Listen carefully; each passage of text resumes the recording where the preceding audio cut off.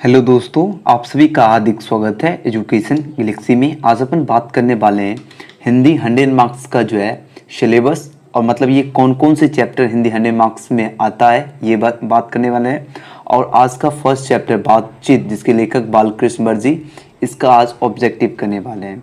और आपको सिलेबस जो है यानी 26 टोटल चैप्टर है, इसमें आपको 30 मार्क्स का आपको ऑब्जेक्टिव पूछा जाएगा, जो कि बहुत ज़्यादा होता है। ठीक है, जितने भी हैं सारे का आपको टॉपिक बाय टॉपिक आपको वीडियो प्रोवाइड कर देंगे। आपको यहाँ से 30 मार्क्स आपका फिक्स है।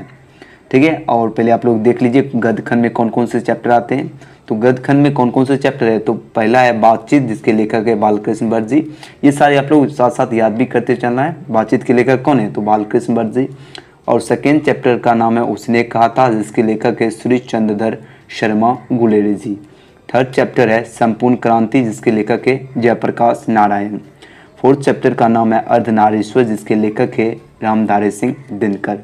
और फिफ्थ चैप्टर का नाम क्या है, रोज है, जिसके लेखक कौन है, तो सच्चिदानंद हीरानंद वत्सायन अज्ञा।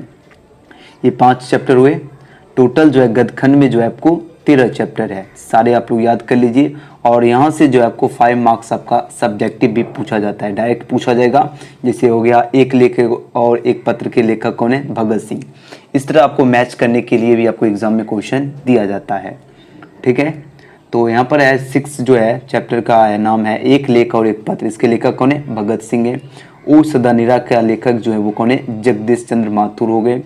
सिपाही की माँ के लेखक जो है कौन है, मोहन राकेश हैं। प्रगति और समाज के लेखक कौन है, नामवर सिंह है। जूठन, जो कि ओम प्रकाश वाल्मीकि द्वारा लिखा गया है, जूठन। ठीक है, अब है क्वेश्चन नंबर 11 चैप्टर का नाम है हंसते हुए मेरा अकेलापन। यह जो है किसके द्वारा लिखा गया है, तो मलयज भरत जी श्रीवास्तव के द्वारा यह लिखा गया है। उसके बाद है 12 यहाँ पर कहा जा रहा है 12वां चैप्टर का नाम है तिरछी, जिसके लेखक कौन है, उदय प्रकाश हैं। तिरछी के लेखक कौन है, तो उदय प्रकाश है। और 13वां चैप्टर का नाम है शिक्षा, जिसके लेखक है जे कृष्णमूर्ति। यानी पदखंड से आपको 13 चैप्टर आपको पूछा जाता है। 13 चैप्टर से आपको एग्जाम में क्वेश्चन आता है। और ये 13 चैप्टर से आपको 16 मार्क्स का आपको प्रश्न पूछा जाएगा। यानी प्रत्येक चैप्टर में जो है एक से ज़्यादा आपको मार्क्स का क्वेश्चन लगभग जो है आपको देखने को मिलेंगे। ठीक है, तो 1 मार्क्स जो है आपके एग्जाम के लिए बहुत ही बेनिफिट होता है, क्योंकि फर्स्ट सेकेंड थर्ड का डिवीज़न आपका 1 मार्क्स ही कर देता है। ठीक है, तो आपको 1 मार्क्स का बहुत वैल्यू आपको देना चाहिए। अब है पदखंड। पदखंड में फर्स्ट चैप्टर कौन है, करबग, जिसके लेखक है मलिक मोहम्मद जैसी। अनअकैडमी लाया है आप सभी के लिए बम्पर ऑफर। आप सभी अगर जो है 3 मंथ का सब्सक्रिप्शन बाय करते हैं तो उसमें 1 मंथ का सब्सक्रिप्शन जो है फ्री मिलेगा नीट 2021 के लिए। 12 मंथ का अगर सब्सक्रिप्शन बाय करते हैं तो 2 मंथ का सब्सक्रिप्शन फ्री मिलेगा। अगर 24 मंथ का अगर सब्सक्रिप्शन बाय करते हैं तो आपको 3 मंथ का सब्सक्रिप्शन फ्री मिलेगा। और साथ ही आप सभी के लिए जो है all star batch crash course for NEET 2021 के लिए जो है ढेर सारे बैचेज जो है चल रहे हैं, जिसमें ढेर सारे आपको एक्सपर्ट सर मिलेंगे। और ये जो है स्टार्ट्स ऑन जो है 23 जून, यह शुरू होने वाला है 23 जून से। साथ ही आप सभी के लिए इसमें ढेर सारे जो है बैचेज चले, तो आप लोग जरूर पार्टिसिपेट कीजिए नीट यूजी 2022 और नीट यूजी 2023 के लिए। और हाँ, इसमें आपको बहुत सारे फैसिलिटीज देखने को मिलेंगे। इंडिया से वेट एडुकेटर मिलेंगे, लाइव सेशन मिलेंगे, डाउट्स का समाधान मिलेंगे। और आप सभी को जो है यह भी देखने को मिलेंगे Unacademy has come up with its branded notes. आपको अनअकैडमी ब्रांडेड नोट्स मिलेंगे, पीडीएफ मिलेंगे, और आपको नीचे ऑप्शन भी मिलेगा डाउनलोड करने का, और इसमें बुक का भी ऑप्शन मिलेगा। Chase your NEET UG dream. Unacademy will now help you get financial जो है असिस्टेंस फॉर नीट 2022 एंड 2023। और हाँ, आप सभी को जो है इसमें जो है 4 करोड़ का स्कॉलरशिप टेस्ट जो है दिया जा रहा है, तो आप लोग जरूर पार्टिसिपेट कीजिए। और कोड आपको यूज करना है मिस्टर गौतम। सेकेंड चैप्टर है पद, जिसके लेखक सूरदास हैं। और पद के लेखक एक और तुलसीदास भी हैं। ठीक है, दोनों अलग अलग चैप्टर हैं। अब है छपाई। छपाई का जो है, छपाई का कौन लेखक है, तो नावादास है। और कवित का जो लेखक है वो है भूषण। कौन है कवित के लेखक, तो भूषण है। चलो नेक्स्ट करते हैं। अब है 6 चैप्टर है, कहता है तुमुल कोलाहल कला। ये जो है किसके द्वारा लिखा गया है, यह जयशंकर प्रसाद के द्वारा लिखा गया है। पुत्र वियोग, जो कि सुभद्रा कुमार चौहान की रचना है, पुत्र वियोग। उषा, जो कि शमशेर बहादुर सिंह की रचना है। और जन जन का चेहरा एक, इसके लेखक कौन है, गजानन माधव मुक्तिबोध। तो एक जन जन का चेहरा एक के लेखक कौन है? तो गजानन माधव मुक्तिबोध। अब है 10वां चैप्टर अधिनायक। अधिनायक के लेखक कौन है? रघुवीर सहाय हैं। और 11वां चैप्टर का नाम है आपका प्यारे नन्हे बेटे को, जिसके लेखक है विनोद कुमार शुक्ल। कौन है? तो विनोद कुमार शुक्ल, जो कि प्यारे नन्हे बेटे को लिखे हैं। ठीक है, अब है 2 चैप्टर और है। और यहाँ पर है हार जीत। हार जीत के कौन लेखक हैं? तो अशोक वाजपेयी हैं। और गांव का घर ज्ञानेंद्र पति। तो यहाँ से आपको टोटल 26 चैप्टर आपको यहाँ पर आपको पता चल चुका है। और इसमें से आपको 30 मार्क्स का ऑब्जेक्टिव यहाँ से आपको क्वेश्चन बनता है आपके एग्ज़ाम में न्यू पैटर्न के अनुसार। ठीक है, तो आज का जो है फर्स्ट चैप्टर कौन सा है? फर्स्ट चैप्टर है आपका आज का बातचीत। ठीक है, यहाँ पर आप लोग जैसा कि देख सकते हैं हिंदी 100 मार्क्स का जो है फर्स्ट चैप्टर का नाम है बातचीत। और इसका जो है अभी ऑब्जेक्टिव करने वाले हैं। इसी तरह आपका सभी का ऑब्जेक्टिव कराएंगे। ठीक है, तो चलिए बातचीत का ऑब्जेक्टिव करते हैं। तो यहाँ पर आप लोग देख सकते हैं क्लास 12th का जो है गद्यखंड, जो कि हिंदी 100 मार्क्स का फर्स्ट चैप्टर का नाम क्या है? बातचीत, जिसके लेखक हैं बालकृष्ण भट्ट जी। और यहाँ से जितने भी इंपॉर्टेंट क्वेश्चन बनते हैं, वीवीआई क्वेश्चन बनते हैं, जो कि आपके एग्जाम की दृष्टि से महत्वपूर्ण है, सारे इस वीडियो में करने वाले हैं। तो पूरा वीडियो ध्यान से देखिए। और प्रत्येक क्वेश्चन में आपको 5 सेकेंड का समय दिया जाएगा, जिससे आप लोग जो है ऑप्शन को अच्छी तरह से पढ़ लेंगे। इसलिए आपको प्रत्येक क्वेश्चन में आपको 5 सेकेंड का टाइम दिया जाएगा, ताकि आप लोग ऑप्शन को अच्छी तरह से देख लेना है। ठीक है, तो चलिए आज का वीडियो शुरू करते हैं। आज का पहला प्रश्न है, बालकृष्ण भट्ट का जन्म कब हुआ था? आपके पास 4 ऑप्शन दिया गया है। तो बालकृष्ण भट्ट का जन्म कब हुआ था? आपके पास 5 सेकेंड दिया जाता है। तो राइट आंसर होगा ऑप्शन नंबर बी, 23 जून 1844 ईस्वी को जो है बालकृष्ण भट्ट का जो है जन्म हुआ था। कब हुआ था? तो 23 जून 1844 ईस्वी को। ठीक है, और प्रत्येक क्वेश्चन में आप लोग ऑप्शन को अच्छी तरह से देख लेना है, क्योंकि एग्जाम में आपको ऑप्शन से कंफ्यूज नहीं होना है। तो बालकृष्ण भट्ट का जन्म जो है कब हुआ था? तो 23 जून 1844 ईस्वी को। चलिए नेक्स्ट क्वेश्चन करते हैं। अब है क्वेश्चन नंबर 2। क्वेश्चन नंबर 2 यहाँ पर कहा जा रहा है, बालकृष्ण भट्ट का जो है मृत्यु कब हुआ था? बालकृष्ण भट्ट का जो है जन्म तो हो गया 23 जून 1844 ईस्वी को। ठीक है, अब यहाँ पर पूछा जा रहा है मृत्यु कब हुआ था? आपके पास 5 सेकेंड दिया जा रहा है। तो इस क्वेश्चन का राइट आंसर होगा ऑप्शन नंबर सी, 20 जुलाई 1914 ईस्वी को। ठीक है, तो बालकृष्ण भट्ट का जो है मृत्यु हुआ था कब? तो 20 जुलाई 1914 ईस्वी को जो है बालकृष्ण भट्ट का मृत्यु हुआ था। जन्म कब हुआ था? तो जन्म हुआ था 23 जून, अच्छी तरह से याद रखना आपको। ठीक है, 23 जून 1844 ईस्वी को जन्म हुआ था। ठीक है, और मृत्यु हुआ था आपको 20 जुलाई 1914 ईस्वी को। चलिए नेक्स्ट क्वेश्चन करते हैं। अब है क्वेश्चन नंबर 3। क्वेश्चन नंबर 3 कहा जा रहा है, बातचीत जो है क्या है? बातचीत जो है क्या है? आपके पास 5 सेकेंड दिया जा रहा है। तो इस क्वेश्चन का राइट आंसर होगा ऑप्शन नंबर डी, निबंध। तो बातचीत जो है यह एक निबंध है, जो कि किसके द्वारा लिखा गया है? तो बालकृष्ण भट्ट के द्वारा लिखा गया है। मोस्ट इंपॉर्टेंट क्वेश्चन है ये, बहुत ही एमसीक्यू क्वेश्चन है, मल्टीपल चॉइस क्वेश्चन आपको इसे कहते हैं एमसीक्यू। ठीक है, ये बहुत बार जो है क्वेश्चन एग्जाम में पूछा जा चुका है। ठीक है, तो बातचीत जो है क्या है? निबंध है, जो कि बालकृष्ण भट्ट के द्वारा लिखा गया है। नेक्स्ट क्वेश्चन करते हैं। ठीक है, आपको प्रत्येक क्वेश्चन में 5 सेकेंड दिया जाता है। आप लोग ऑप्शन को अच्छी तरह से देख लीजिए। अब एक क्वेश्चन नंबर 4 कहा रहा है, बालकृष्ण जो है किस युग के रचनाकार थे? बालकृष्ण जो है किस युग के रचनाकार थे? तो राइट आंसर होगा ऑप्शन नंबर बी, भारतेंदु युग के जो कि रचनाकार थे बालकृष्ण भट्ट जी। तो यहाँ पर पूछा जा रहा है बालकृष्ण जो है किस युग के रचनाकार थे? तो भारतेंदु युग के रचनाकार थे बालकृष्ण भट्ट जी। Next question. अब है क्वेश्चन नंबर 5। क्वेश्चन नंबर 5 कहा जा रहा है, संयुक्ता स्वयंवर जो है किसकी रचना है? संयुक्ता स्वयंवर जो है यह जो है किसकी रचना है? राइट आंसर होगा ऑप्शन नंबर सी हो जाएगा, श्रीनिवास दास की रचना है संयुक्ता स्वयंवर। तो संयुक्ता स्वयंवर जो है किसकी रचना है?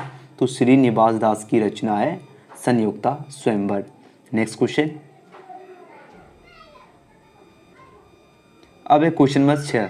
क्वेश्चन नंबर 6 यहाँ पर कहा जा रहा है, कौन सी रचना जो है बालकृष्ण भट्ट की नहीं है। यहाँ पर पूछा जा रहा है कौन सी रचना जो कि बालकृष्ण भट्ट की जो है नहीं है। तो राइट आंसर क्या होगा, आपके पास 5 सेकेंड दिया जा रहा है। तो इस क्वेश्चन का राइट आंसर होगा ऑप्शन नंबर डी, परीक्षा गुरु। अब यहाँ पर पूछा जा रहा है कौन सी जो है रचना बालकृष्ण भट्ट की नहीं है, यानी परीक्षा गुरु जो कि बालकृष्ण भट्ट की नहीं है। और एग्जाम में इस टाइप का भी क्वेश्चन पूछा जाता है कौन सी रचना बालकृष्ण भट्ट की है, यानी आपको नहीं को हटा दिया तो है, तो कौन कौन सा आंसर होगा, तो नूतन ब्रह्मचारी, 100 जान एक सुजान और सद्भाव का अभाव। ये तीनों ऑप्शन बुक को आपको अच्छी तरह से याद रखना है, नूतन ब्रह्मचारी, 100 जान एक सुजान और सद्भाव का अभाव। ठीक है, तो कौन सी रचना जो है बालकृष्ण भट्ट की नहीं है, तो परीक्षा गुरु नहीं है। नेक्स्ट क्वेश्चन, अब एक क्वेश्चन नंबर 7। क्वेश्चन नंबर 7 कहा जा रहा है बातचीत के माध्यम से जो है बालकृष्ण भट्ट जो है क्या बतलाना चाहते हैं। बातचीत के माध्यम से जो है बालकृष्ण भट्ट जी जो है क्या बतलाना चाहते हैं। आपके पास 4 ऑप्शन दिया गया है, तो राइट आंसर क्या होगा, ऑप्शन नंबर ए हो जाएगा, बातचीत की शैली। यानी बातचीत के जो है माध्यम से जो है बालकृष्ण जो है क्या बतलाना चाहते हैं, तो बातचीत की शैली। ये बेसिकली जो है ये पार्ट जो है बातचीत से ही रिलेटेड बना है, क्वेश्चन इसमें पूछा जाता है। ठीक है, तो बातचीत के माध्यम से जो है बालकृष्ण भट्ट जो है क्या बतलाना चाहते हैं, तो बातचीत की शैली बतलाना चाहते हैं। ठीक है, नेक्स्ट क्वेश्चन करते हैं। अब है क्वेश्चन नंबर 8। क्वेश्चन नंबर 8 कहा जा रहा है संवाद में सबसे महत्वपूर्ण जो है क्या है। संवाद में सबसे महत्वपूर्ण क्या है। आपके पास 4 ऑप्शन दिया गया है, तो आपके पास 5 सेकंड का समय भी दिया जा रहा है। संवाद में जो है सबसे महत्वपूर्ण क्या है, तो राइट आंसर होगा ऑप्शन नंबर सी, आत्मीयता। यानी संवाद में जो है सबसे महत्वपूर्ण जो है वो क्या है, तो आत्मीयता है। तो ऑप्शन नंबर सी हो गया राइट आंसर, आत्मीयता। चलिए नेक्स्ट क्वेश्चन करते हैं।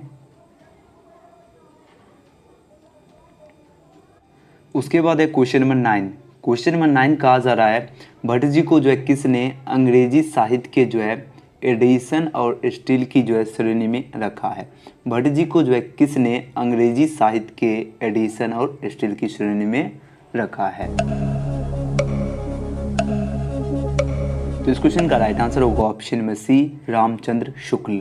तो भट्ट जी को जो है किसने जो है अंग्रेजी साहित्य के जो है एडिशन और स्टील की श्रेणी में रखा है, तो रामचंद्र शुक्ल जो कि भट्ट जी को यानी बालकृष्ण भट्ट जी को जो है अंग्रेजी साहित्य के जो है एडिशन और स्टील की श्रेणी में रखे। कौन रखे हैं, तो रामचंद्र शुक्ल।